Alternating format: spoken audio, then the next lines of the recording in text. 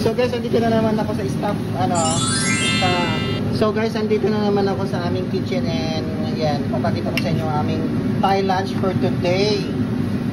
Mumu. Ano yan, Aya? Tat pakadong siya, Tat pakadong. Yan guys, ay Diyos ko guys, hindi ko kinakain to kasi mabaho, mabantot. Mabantot tong gulay na to. Pakadong, sa tagal ko na dito sa Thailand, never ko tong kinain tong gulay na to.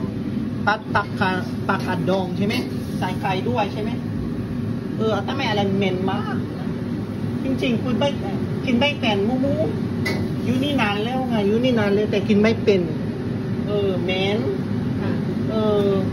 yan guys, yan hindi ko kaya talaga kainin to kasi sobrang yung amoy niya talaga masangsang, hindi ko kaya guys, ewan ko, promise yan. Pakadong, try nyo to kung gusto nyo i-try pag nasa Thailand kayo. Pakadong. And then we also have chicken. Ani alay? Chicken? Mu ใช่ไหม Gang prick มูใช่ไหมคะ Yeah, ani gang prick มู Oh, ดูมันเป็ดมูนะเป็ดหรือเปล่าไม่เป็ดใช่ไหมคะOh, hindi daw spicy pero tignan nyo naman guys. So tignan mo, ayan o. Yung sabaw niya, grabe. Yeah, gang prick mu. Mu in Thai words is pork guys, yan. Yeah, mu pork. Yan yung lunch namin for today guys. Gang prick mu na sobrang anghang, spicy makmak.